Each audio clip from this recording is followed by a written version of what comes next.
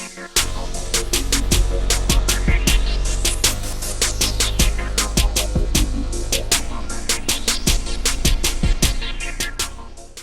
right, everybody, welcome to the Comments from the Peanut Gallery podcast powered by the MMAplug.com. I'm your host, Jordan Kurtz. You can also find me featured with Denver Sports Betting as well as Mile High Sports. We have a guest here in the building with us, Mr. Josh Fremd. How you doing, my brother?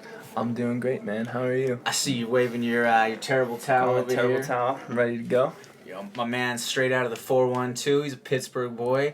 You know, I wanted to ask this question of you for a long time. It just never really came up, and then you added it in the comment for that drone video that we put up last week. Yeah. I was going to ask you, because I'm a big Pat McAfee fan, and he talks about it. Oh, yeah. Are you a Yinzer? I'm a Yinzer through and through. Pat McAfee went to Woodland Hills, and we played Woodland Hills in football. I never played Pat McAfee, but, we played that conference and whatnot, so... That's crazy, I'm man. Yinzer through and through, man. Well, make sure that you get down there and check out Josh on UFC Fight Pass over there. Man, you gotta get down there. Gotta get down there. I love it. I love it. Just because, you know, there's so many of the little things that, like, he talks about that I feel like where I come from is, like, the mini Steel City, Pueblo, Colorado. It's, like, known as the second Steel City out there. I feel like there's a lot of, like, blue-collar aspects of the life growing up where I'm from that people from Pittsburgh talk about. Yeah, and I just realized that the other day that because I keep seeing people wear shirts that say Steel City, and I'm like, you're not from Pittsburgh. What are you talking about? I had no idea. So out here, you said it was Pueblo? Yep, down in Yeah, Pueblo. I'm learning so much about the area still, so that's pretty cool. Like, I come from a blue-collar background, so, like, I was born in Connellsville, which is, like, a half an hour away from Pittsburgh, and just blue-collar, tough people. That's all I know. That's awesome. So, Josh, you have a big fight coming up this next week for LFA. You are coming off of a spectacular knockout. Like, oh my God, my man caught a body in that last fight. Appreciate that. Oh yeah, bro. So why don't you just tell us a little bit about what's on the horizon for you?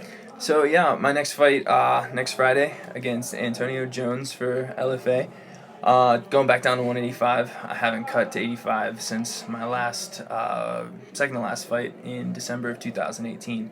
So I'm pretty excited. You know, I was sitting in the sauna today a little bit just to get a little extra sweat, and I'm like, I can just feel it coming, you know? Like, it's just a little different when you're cutting that weight and you have to drain yourself and just get a little meaner.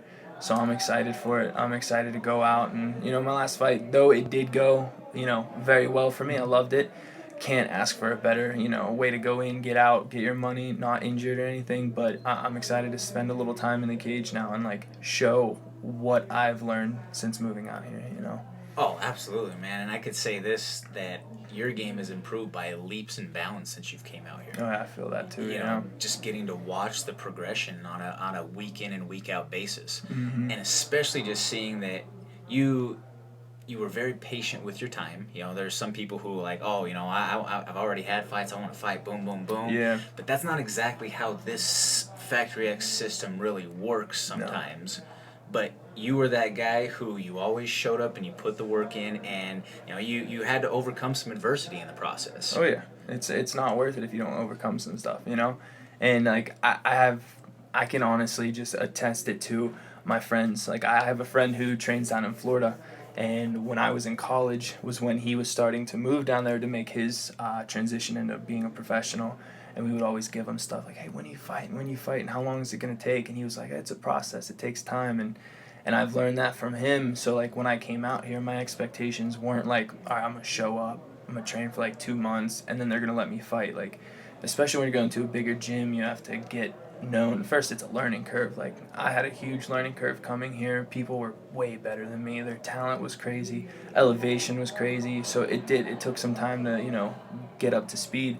But then once you get up to speed, you know, you want to fight, you know, like Mark was holding me back, and then, you know, I had some injuries that I had to overcome. But I think now that I have the time to reflect on it, and I see, like, it was a good way. It was, like, the right way. Like, the injuries were part of it, but it gave me that time to where I'm learning. I'm not destroying my body, cutting weight. You know, my last fight was at 205, so I went up instead of cutting back down. So it gave my body that time to adjust to everything. and I really think it's going to play out to be good. It's going to be a good thing. Oh yeah, definitely. I mean, I'm sure it's probably one of those things that while you're in the moment of, like just wanting to be out there and all that, it's like, yeah, I trust the process, but man, I'm chomping at the bit, like Right, I'm I'm ready to eager. go. But then after you go in and you have that sort of result in the performance that you put on in the last fight, it's probably one of those moments that a lot of people will have with like with years later from a dad, a coach, a teacher, someone like that. They're like, oh, that's why you did that. Yeah. Oh, you were right, sort of moment. Is Oh that yeah. kind of that feeling? Oh yeah, it's hit me a couple times out here. Like, all right, well, that's a good. I didn't go down that path. All right, that's good. We didn't make that decision. That played out to my benefit. And especially having like Scotty and Busy and especially Mark like leading the way and like talking to me, keeping me on track. Like, you can't ask for better guidance. Like, you got to get in with the people who know the game, they've been there, they've shown the way, they're taking people to that path now. So I just got to get in line and keep doing what I'm doing. Oh yeah, man, absolutely. I gotta ask you this, bro. Are we gonna see the lick slipped and the hands clapping this time? You're gonna see something. I can't promise what it'll be because that was just in the moment they had that song playing. I was feeling it, but I mean, you know me. You've got to know me pretty well. Like, music's big with me, so if it's something nice, yeah, you'll see me. Yeah. I'm not gonna hold up the wall. No, I never am that guy. that was such a crack up though. When we all as a team saw it, we're just like, oh, my man is feeling it. He's all in his bag right now. Oh yeah, I was loving it. But yeah, as you should have been though, man. I mean, like I say, that was you had seen some layoff from your last fight. You go in and you have a spectacular knockout that ends up going viral pretty much across even mainstream sports sites, not just across the board in everywhere from MMAfighting.com to MMA Junkie or BJPenn.com. So every MMA outlet showed that highlight clip of your fight. On top of outlets like your ESPN, CBS Sports, some of these other outlets that just even if it was just a simple Twitter retweet, that's a massive account that is showing you off right then and there in that moment. Oh yeah. I was kind of shocked because I didn't really understand it in the moment. You're in the heat of the moment. We get back to the hotel, and that's what Cruz is telling me. He's like, it's going to go viral. And I was like, nah. Because that was great. But I have so much more to show. Like, I have so many more, not even tricks, just, like, skills that I can use that I haven't shown yet. And, like, being here with these guys, like, it's given me confidence to now, like, all right, well, I've been hiding this for a while. Let's just go ahead and show it now. No, definitely, man. Let's peel back the layers on that one. So you've there's a jiu-jitsu promotion out there that you have some ties with that connecting with the whole Pittsburgh tie-in with High Rollers. Oh yeah. Big Taylor Gang fan. So love it, dude. That's awesome, man. Yeah, shout out to my man Big Lon. Him and some friends. Him and some friends started this jiu-jitsu tournament where it's cannabis infused. You can smoke, you can compete, and it was awesome. Like, actually lucked into being was a ref for the one they had in Denver because I was just getting done with my knee surgery, and I saw that they were coming out here, and I was like, I want to be a part of this. Like, this is huge. Like, let me be a part of it. And he was like, yeah, come ref. Like, come on out. And we had Devontae. He was a scorekeeper, and dude, it was a great experience. Like, I think I've met so many nice people out here, and especially in the cannabis community. Like, you don't find assholes, really. You find nice people, nice, genuine people. And then I got all healed up, and then he sent me a text saying that they needed some spots filled in for the finals in LA. I was on that. Like, I was like, yeah, sure. And I got hooked up with was a dispensary out here, and they sponsored me, got me to LA. I got to compete. It was my first competition since I had surgery, so I was excited for that. I took second. I feel like I could have taken first, but I got caught in a heel hook, wasn't playing the game really well. So, hey, props to him. That dude's a beast. But overall, the experience was amazing. Like, to be able, especially to push that into almost the mainstream, you got big names like the Diaz brothers and Mike Perry and Tyron Woodley. They're all, like, repping the High Roller. So, like, you have all these big names, and it's awesome what they're doing, I mean, obviously that's not something that could happen right now in a COVID world. No, yeah. Which is unfortunate because, I mean, it's just a great environment, great, atmosphere as a whole, especially if you're a green friendly person in that regard. Mm-hmm. But I could totally see how that would be shut down so fast right now So if you were fast. to put on any sort of event and you see just two people pass something back and Right. forth. No a bit. mask. Everyone's crowded together. Yeah. No. yeah, no, that wouldn't work out too well right now. So yeah, so I do want to circle back with that portion or that question too. You mentioned that you're big on music, and then so how did that connection go about with with Big Lawn from Taylor Gang? Because like I say, I mean, I've all the way back to the pre-Cushion OJ era Wiz. I've listened and been a fan. Fall of 2008 was my freshman year of college. And Wiz was still, I think that was when like Prince of the City was the mixtape at that time. I mean, it was still like very early. I think Deal or No Deal was like just coming out at that time. Mm-hmm. And I mean, This Plane was like the single. Dude, This Plane, yeah, that's one of my all-time favorites, This Plane.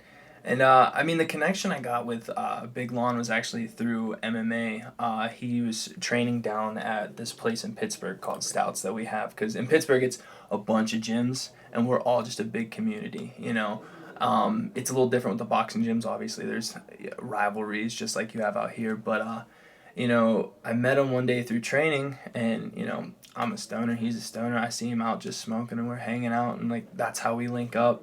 And he's just always been a cool dude. Obviously being from where I'm from, like Wiz Khalifa was huge in my life growing up. Like in high school, when we would go to parties, it was always Wiz Khalifa. It was always Cabin Fever. Always different things like that. And it was just, I would say that was kind of a motivating factor in like my cannabis use. I would say, because I even tell my girl sometimes, I'm like, sometimes when I throw Wiz on, I just want to smoke. Like, just have a good time, chill, listen to some good music, no stress. It's great.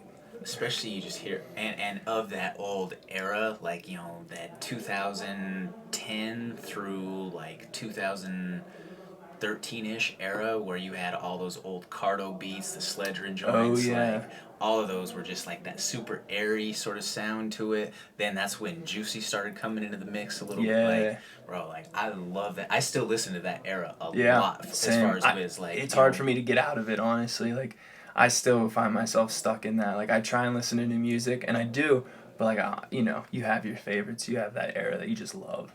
Mesmerized, I'm still pretty positive that I can go like bar for bar with Yeah. that song. Yep. Yeah. Oh, dude, Ja Rule, Shanti, love it. No, Wiz Mesmerized. Oh, Wiz Mesmerized. Yeah, sorry. Wiz See, Mesmerized. I'm in the R&B phase now. No. Yeah, Wiz Mesmerized from Cushion OJ. Okay. But yeah, so I saw Wiz on the Cushion OJ tour. So like way back when, I saw him in Fort Collins when he was there, but I didn't see the show. Like I actually just saw him and Chevy walking through town. Him, Chevy, and Will. Yeah. And so they were just walking through Old Town up in Fort Collins, but this was before he like blown up or was big or anything. I mean, still buzz cut head with a big P chain and rocking 501s with Chucks. Yeah. And then you just kind of got to see the evolution. Like about a year and a half later, I saw him on the Cushion OJ tour when the Black and Yellow song was starting to blow up, and they all had their terrible towels and everything up on stage with it. And then that's when he was starting to kind of grow his hair out, had the little blonde spot up front. Yeah. And then saw him again on the Rolling Papers tour, and that was one of the coolest shows that I've seen because Big Sean was one of his openers, and then Chevy was actually probably like the low-key star of the night. Like that guy just came out and threw down. Dude, funny, like I never met Chevy personally, but I do remember in college, like we had a kid in our friend group who was like connected to Taylor Gang, and Chevy came out to our college a couple times, and there was huge Taylor Gang parties and everything. Like I never got to get to a concert or anything because there was going to be a huge 420 concert out here with Wiz and all them at Red Rocks, and I've never been to Red Rocks yet, like to watch a concert, and I was all pumped for that. COVID hit, so that didn't happen. But yeah, like the energy that Chevy brings, it's crazy. Like especially like Homicide is like probably one of my favorite Chevy and Wiz collab songs. Like, just the dynamic back and forth, and then the way that Chevy just came out and just tore the entire spot down.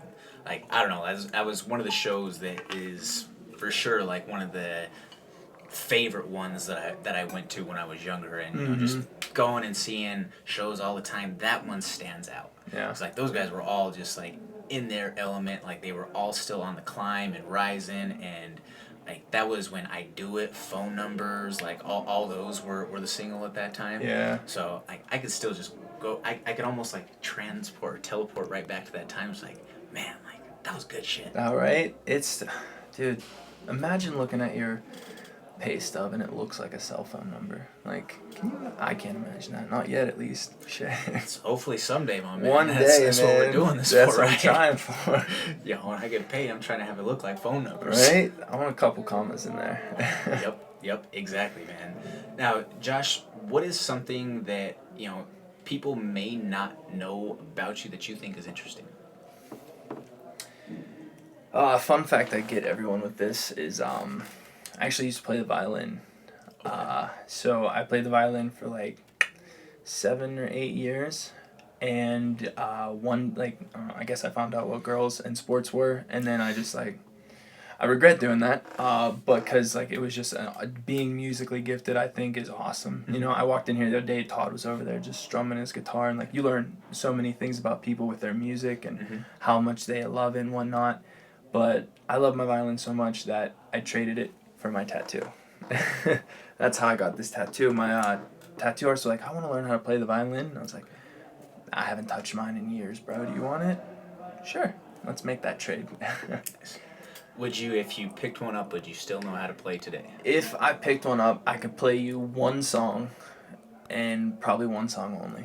Gotcha. And it's a funny one because it was Rascal Flatts, God Bless the Broken Road. Okay. That's about the only one I remember off heart, like off top of my head. But other than that, no. I'd have to like sit down and play with it for a while for it to like actually come back to me. Interesting. So you really are all over the place as far as like your musical palette and musical taste. Because we're going from Taylor Gang and like stoner rap to lovey-dovey country, classical violin. I would never say that traditional. I'm a huge country guy, because I'm not a huge like country fan, but I do like country music. But I'm more of R&B, my mom raised me on like Mariah Carey, Boys to Men, Avant, different things like that. Music Soul Child, love Music Soul Child. So like that's my main source of music. Okay. And especially since that Bryson Tiller just dropped, I've been nonstop listening to that. So yeah, I like Bryson Tiller a lot. Yeah. Man. Especially when Krause came out to Rambo that time. that was awesome. Bro, I had chills go down my. I had no idea that like I'm not saying that I was the only one listening to him. Obviously, like the dude blew up, he's huge, but I just didn't know like as a fighter and as in a group of like alpha men, like am I gonna be the only one weird one listening to R&B, or like are you gonna like? But so when I saw him come out to that, I was like, damn, that's pretty cool. Oh yeah. That was badass. Yeah, I was there for that. Yeah. And just like hearing, because it's always a thing. I like getting to know, because some guys will always come out to the same music, but then there's some guys who it's a feel thing. Like you almost get a sense of if there's someone who doesn't consistently come out to the same music all the time, what they choose is almost like their mood for the fight. Yeah. Or like how that sort of thing is. And how like the build up leads to it. I can see that. Yeah, I've had that discussion in my head many times because I only walk out to one song, and it's only because I love that song, and like the guys before me who showed me the way, like Chris Dempsey, like he came out to I'll remember it in a second, but he only came out to one song and one song only, and that's who I started MMA with, and that's who like showed me the direction, and I just thought it was so badass because like when you hear it, you automatically know, oh Showtime. Man, it's time. So like that's how I want it. Like when you hear Ambitions as a rider, I want you to know like, oh, it's about to go down. Like fucking ride it. Yeah, like it's gonna go down. Oh yeah. I man, that's one of the best fight songs or best walkout songs out there. I feel like that one's just so hard in so many different ways. Right, and it's not like I can be hyped, like if I'm in the bar in the clubs whatever, but like I'm more of a calm, laid back dude, and so I think that especially when it starts, it's soft. It's not crazy in your face. It's just smooth, and it's real low key, and then it just gets me in the zone, you know.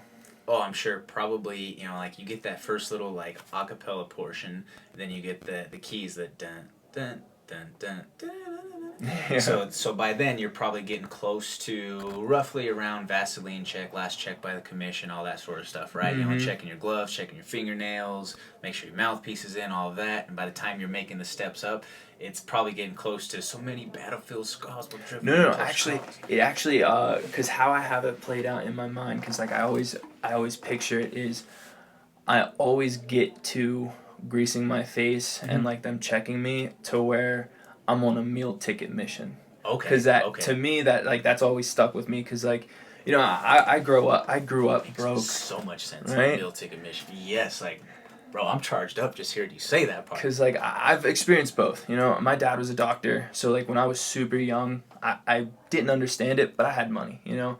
But towards my junior high time, like my dad started getting in trouble, going to jail. So like my mom was left with 6 kids. So like we grew up dirt broke.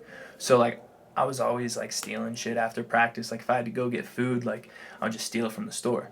But when I started getting older and I was listening to that song, and like that's what I'm on. Like I'm trying to make enough money to where I don't have to do that stuff, you know? Like, I'm gonna feed myself, I'm gonna feed my family, I'm gonna make some money out of this, you know? Hell yeah. So, like, it just sticks with me.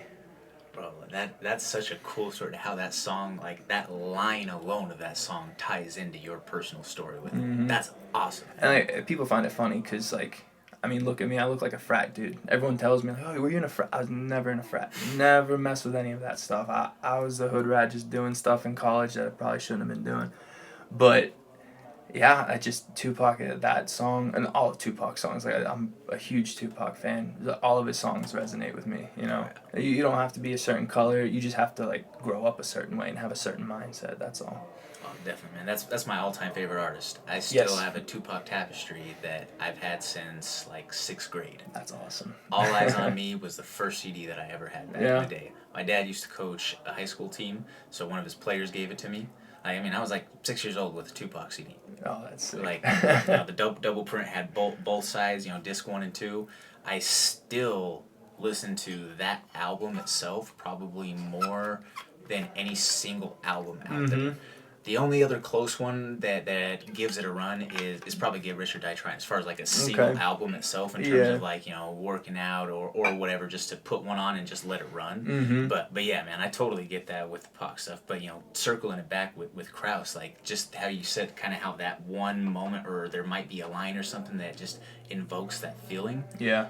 Well, if you remember, like for him, he had taken that fight on like 18, 19 hours notice. Oh, yeah. So that, like, once I heard Rambo, I was like, oh, shit. Like, you know, you hear, like, the chopper gunner and all that sort of thing, like, in the intro of the song. And then you, Rambo. Like, well, he was kind of like Rambo in that situation. That one, you know, no notice. I'm going to come in and I'm going to whoop some ass. Yeah. Dude, James Krause is that dude. I never...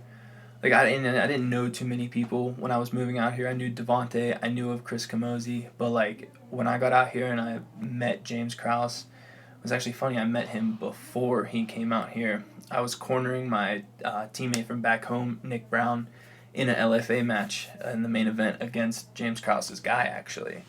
And then afterwards, I went up and, like, introduced myself to James, because I was like, that dude's cool as shit. Like, the way he holds himself, the way he speaks and everything. And then when he came out here and he was training, and he shows you, like, this is what you need to do. This is the hard work you need to put in.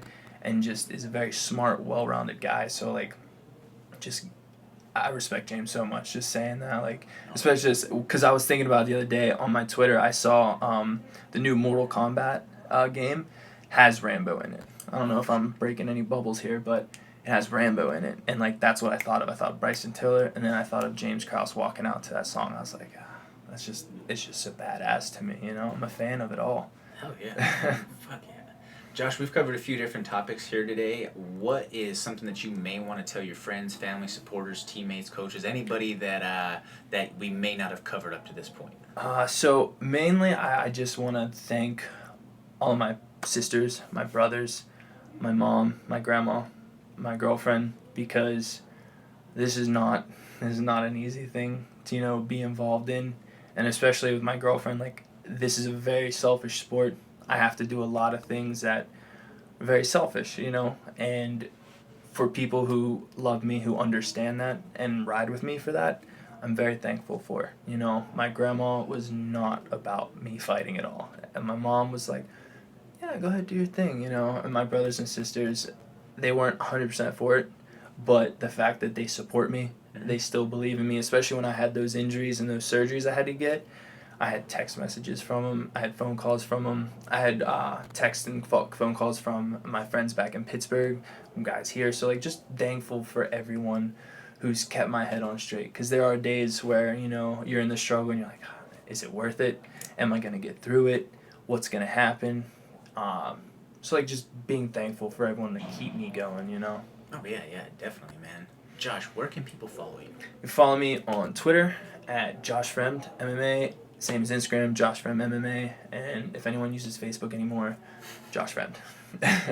It's kind of became the political war zone at this point. I see so many of, like, just, you have your different friend groups, and then you see people that you grew up with, and they're just talking all this dumb stuff, and I'm like, I just don't get on it anymore, really, because I just hate it. You got one side who are just complete rednecks who have no idea what they're saying. You got Karens over here not knowing what they're saying. It's just, I hate reading all that dumb stuff. Absolutely, man. It's just like, you know, buddy, we went to the same shitty public school. Yeah. Like, you're not some fucking epidemiologist or any of this other stuff, or you're no expert more than anybody else who doesn't have, you know, skin in the game for whatever field that you're trying to argue with. And in all reality, who's ever changed somebody's opinion? No. Through social media that way. Never. And I will say this. I will come at you, trolls. Because if you try to troll me, you dumbasses don't understand that when you're trying to troll someone, you're actually helping them. But every single time that you engage on their post, you're helping boost their page rank and boost their algorithm. You can't tell them that. You can't tell them that. Because then they might not try and troll with you. So, like, just keep trolling. Go ahead. Because you got those Twitter fingers, bro. You're quick with it. You're quick-witted, you know? So, like, if they want to be dumb, if they want to get served up, hey, so be it. Oh, yeah, absolutely. No. Well, just like I showed you this morning, like, you know, the guy who said that jiu-jitsu is pointless, which I just don't understand anybody who would think that. But, you know, hey, I at least had fun making him kind of eat his words. You know, it gives you entertainment for a little bit of your time, and, like, it doesn't cost you anything. Like, some of these people, you can, until you're blue in the face, tell them, like, these are the facts. This is science. They're not going to get it. And that's when I realized you can't argue with stupid people. No. You just can't. Not in the slightest. Mm-mm. But I do like to poke the bear with stupid people. Oh, yeah. Because then they just keep on going and going and they don't. The best is when they don't realize that I'm doing it. Yeah, that's the best part. So, Josh, let me tell you this. I put up a video of the Skip and Shannon, like the "It is my turn" clip. Yeah. That just happened to be right after the debate. No mention of any sort of affiliation to either side, but the comments that people had on there were just so polarizing, and I just kept on, just like, all right, keep going. I'm just gonna poke and prod a little bit here, and in all seriousness, like, that is by far and large the most viewed post that I've ever had. Yeah. That little clip alone has like 150,000 views. Oh, 150,000 views. that's crazy. In a little bit over a week. It was like, I just kept on looking at the number of the view rate and the engagements, and it just keeps on just like growing and growing and growing and growing. And we're like, well, at least they're engaging back with trolls. Just like I said, it's done its job. It's landed on the Explore page, working. and it is getting the exposure. But I digress. So, Josh, let the people know one last time where they can find you as far as fighting, what's the time, what's the date, so on and so forth. All right, so I'm going to kick it to you real quick. October 16th, LFA, next Friday, UFC Fight Pass. I'm going to go out there, I'm just going to knock them out. I don't know what round, I'm not going to predict the round, but you're going to want to tune in because I still have a lot of things I haven't shown. I have a lot of things that the hand yak showed me that I'm going to keep, stored away for a bit. But Instagram, Josh Fremd MMA, Twitter, same thing. Hey, I'm excited to show out again, man. Hell yeah, man. I can't wait to see you go out there and put in work. This is the Comments from the Peanut Gallery podcast. I'm your host, Jordan Kurtz. This is also sponsored by the MMA Plug. You can catch me featured on DenverSportsBetting.com as well as Mile High Sports. Thank you very much for tuning in. My man is repping hard with this terrible towel. We will see you next time.